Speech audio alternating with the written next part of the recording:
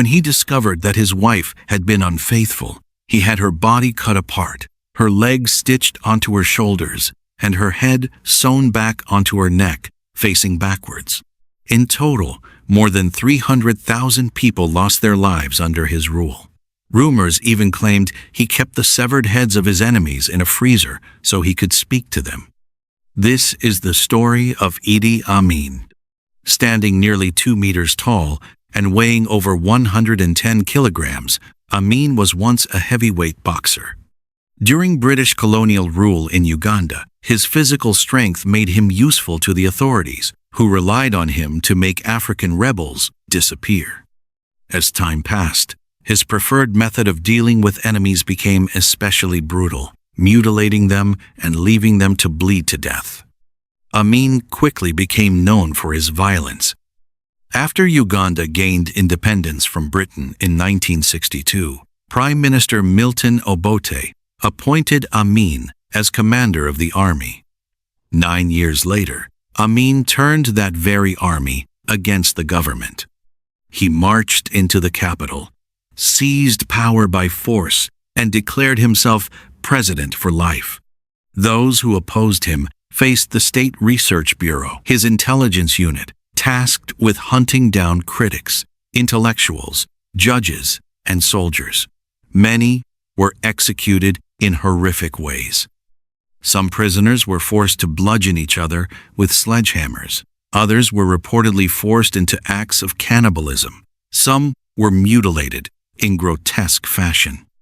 Over the years, more than 300,000 people were killed. Many bodies were dumped into the Nile River, left for crocodiles to consume. The number of corpses was said to be so great that decomposing remains clogged the intake systems of a hydroelectric dam, triggering widespread power outages across the country.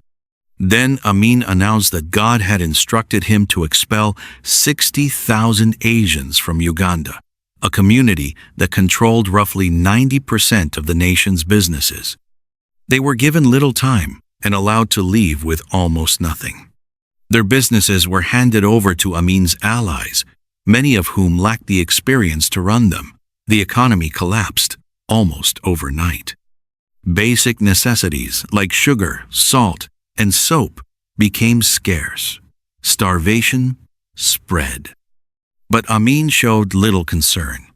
He spent lavishly on private jets, expensive suits, and luxury cars. Meanwhile, he insisted that Radio Uganda recite his full, grandiose title before every broadcast. His Excellency President for Life, Field Marshal Al-Haji Dr. Idi Amin Dada, VC, DSO, MC, Lord of all the beasts of the earth and fishes of the seas, and conqueror of the British Empire in Africa in general and Uganda in particular. In his personal life, Amin had at least 6 wives and more than 40 children. One of his wives, K. Amin, became pregnant by another man and attempted to terminate the pregnancy. She died from complications. When Amin learned of both her death and the affair, he made an example of her. Her body was mutilated, her limbs rearranged, and her head sewn on backwards. By 1978, Uganda had endured enough. In an attempt to distract from growing unrest, Amin launched an invasion of Tanzania. It failed. Ugandan forces were defeated. Amin fled, eventually finding refuge in Saudi Arabia, where he lived comfortably in exile until his death in 2003. He was never tried for his crimes. Most of them faded from global memory. Until now. If you like documentaries and want more, support the channel by liking and sharing your thoughts below. And subscribe to follow more Untold Africa's documentaries.